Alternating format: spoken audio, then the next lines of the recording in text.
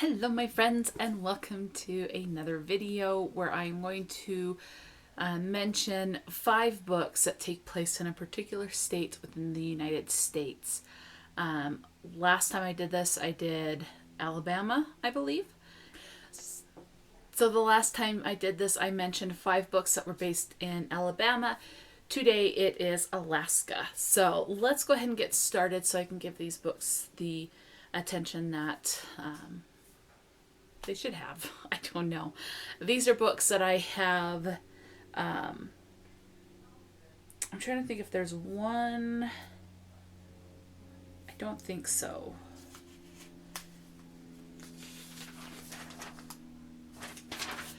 I have not read any of these books, so please do not take these as like I am recommending them to you because I have not read them. I can't do that. These are more like, hey, these are books that are at least in part based in Alaska. And these are books that have grabbed my attention that I am interested in reading at some point. So I have marked them as intrigued and definitely something to look into the future, hopefully sooner rather than later. Maybe these will give you ideas if you're looking for books based in Alaska of kind of where to start, because I know that sometimes they'll say, if you like this book, definitely check out these books, or here's some other books by this author or something. So it'll kind of maybe give a starting point if you're looking for particular books. Anyway, let's just go ahead and get into it. So the first book is called Two Old Women, and this is by Velma Wallis.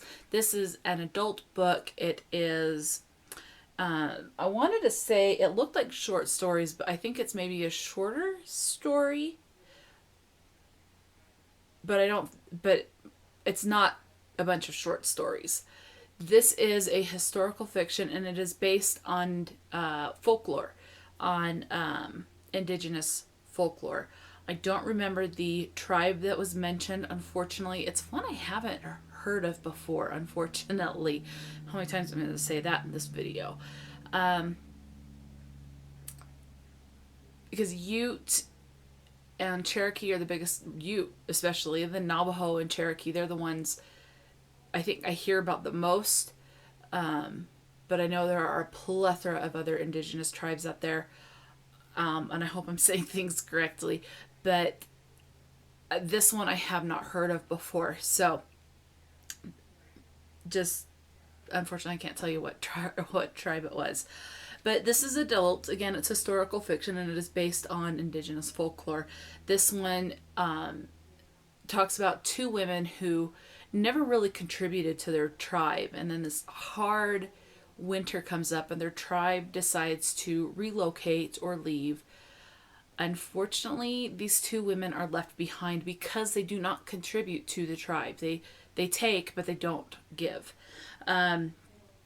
The tribe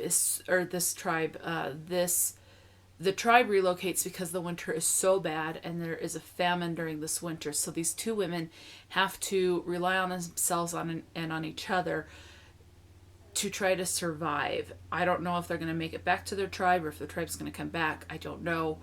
And I don't know if both of the women will survive this very harsh winter or if just one will come out as a survivor. But they're either going to survive or basically they're going to die trying to survive. I am very interested in this book, and so I will definitely look to see where I can get a copy of this. Number 2, I have heard of this one before, and so I have definitely marked this because the last time I heard of it was very brief and it sounded very intriguing and interesting. I stumbled across it with looking for books based in Alaska, and so I have marked it on my intrigued, I definitely want to look at list. So it will be there for a while. But this one is called The Yiddish Policemen's Union. This is by Michael Chabon. This is adult, and it's like a mystery sci-fi.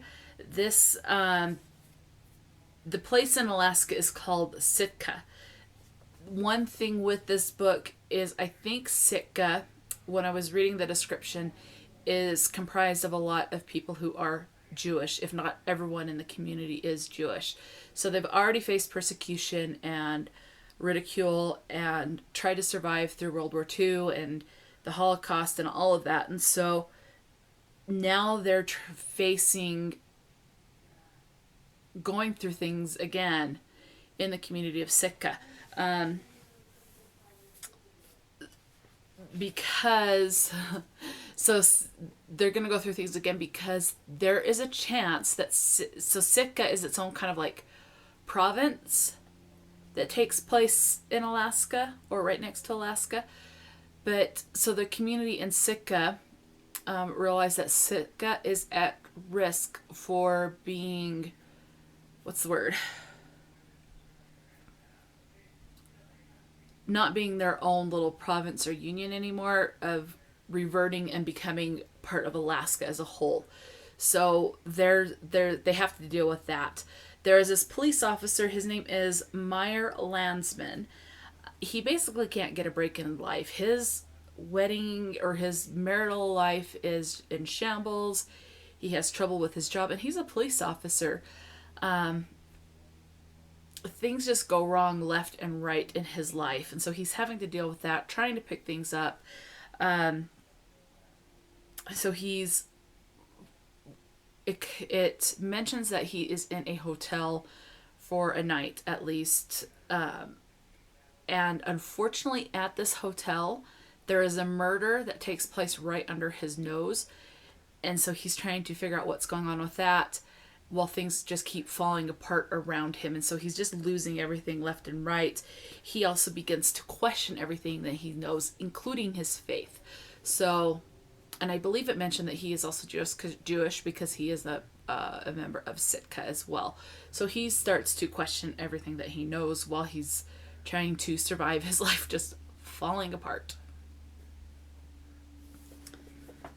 And I don't know if I mentioned, but both of these are adult. I think I mentioned that.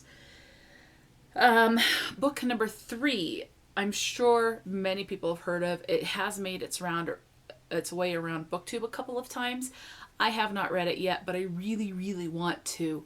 My mom has a copy, unless she lent it out to a friend, but I'm hoping to at least borrow it from her. I have a different book by this author, so I would like to read the one that I have before I read this other one to see if I like the author's writing. But that is The Great Alone by Kristin Hannah. This is an adult and it is a historical fiction. So this one appears to be that we're following 2 different POVs, or point of views. There's Ernst Albright. He is a former prisoner of war, and he decides, I can't remember what state. For some reason I want to say California, but that may not be right. But he is with his family, and things are starting to go on, and he's questioning the safety of himself and his family, and things like that. So he decides to relocate his family to Alaska to kind of live off the grid, so to speak. So survival, again, he was a former prisoner of war, so how much of what he's experiencing is physically really happening, or how much of it is a side effect of being a prisoner of war and the stress, and are there hallucinations which are very real to people. Maybe he's just experienced it but his family is not, but they're experiencing kind of sideline while he's going through things. I don't know. We'll see. I think that'll be very interesting to kind of see how that unfolds and develops. The other point of view that we are following is a 13-year-old named Lenny. Lenny just wants to belong. She just wants to belong. Like any teenager, they want to belong to some kind of a group. Feel like they have a belonging and that people like them and accepted. So she follows her mother to Alaska because her mother is following a man that she loves. Things turn out that things may not always be what they appear. Things start to fall apart. There's a lot of falling apart in these books. So there's a chance things in these family units start to fracture and collapse. And the big concern is, especially with Ernst trying to live with his family off the grid, is that winter is approaching, and so you're going to have some survival aspects possibly of that. And then what can be strengthened in the family unit from both of them. or strengthening amongst themselves. So there's that. Number 4 drew me in because the cover is so intriguing to me. And it's like, I want to know what's going on. Now, and then I read the synopsis and it's even more intriguing. The cover is a group of people laying face down in a field. So they're all laying on their stomachs. So their butts are pointing up and they're all naked. So you're looking at a bunch of bare bottoms. They're in a circle in a field, and the title is called Drop City by T.C. Boyle. I see that cover and it's like, what the heck is going on? Is this a religious thing? Is it a cult? Is it nothing to do with those? And maybe they're nudists? I don't know. Who knows? But it is very intriguing. So I did look into it more. It is an adult, it's historical fiction, and it's also classified as a humor. My problem with humor is I don't always get the humor. I still want to investigate this book and read it. I don't know if I'm going to pick up on the humor. So that's the only thing about it that I'm a little leery of, is just that. But it sounds fabulous. So it says that this starts out in California, and the people, I guess, I'm assuming, are a part of a commune, is what it says. Well, they decide they're going to relocate to Alaska. So there's a lot of relocating to Alaska. They want to go to a place where it's just them. They don't have outside people influencing them or anything like that. So they go to this particular place in Alaska and find there's already inhabitants there. So it's going to follow them as some friendships are made. There's some animosities that grow. Enemies, I'm just going to say. So unexpected friendships, unexpected enemies, and then just how they're having to deal with that and cope and realize where they went. They aren't going to be alone. There's other people there. Book number 5 that I will mention. This is the last book that I will mention that takes place, at least in part, in Alaska. It has made its way around BookTube as well quite a bit. And when I first heard it, I was kind of turned off by the cover, I think. I mean, it's okay. It is a little pretty. The scenery, I don't know. There's just something about it that was like, might not be interested. So I always just kind of fast forwarded while people were talking about that particular book. But then I read the synopsis. And it actually sounds pretty good. So I definitely want to check this out. That is going to be The Simple Wild by K.A. Tucker. This is the first in a trilogy, and the trilogy is The Simple Wild. So there's the trilogy, and then there's also right now a novella that's out. So I don't know anything about the third novel. I think that's still entitled and all that. But anyway, this is an adult, and I think I was a little confused by this because some people would say young adult, others would say adult, but it is classified as adult, at least on Goodreads. It's also grouped as a romance and contemporary. So this one we're following Calla Fletcher. She goes to Alaska for a chance to try and connect with her father. So I understand that. I haven't had, the greatest relationship with my dad. I'd have to relocate to another city, but she's having to relocate to a different state. So she's going to Alaska for a chance to try and connect with her father. So I guess there's this struggle with things that he's done or does, and trying to respect him because she does love him because he is her father, and coming to terms with that. He's also on, I believe, a farm, and there's this farm hand named Jonah. Yes, named Jonah. And Jonah seems, from the synopsis, kind of snobby at first, at least towards Calla. I probably just said her name differently than I did before. Anyway, so he's a little snobby towards the main female character because he doesn't think she can rough it and tough it in the Alaska wild.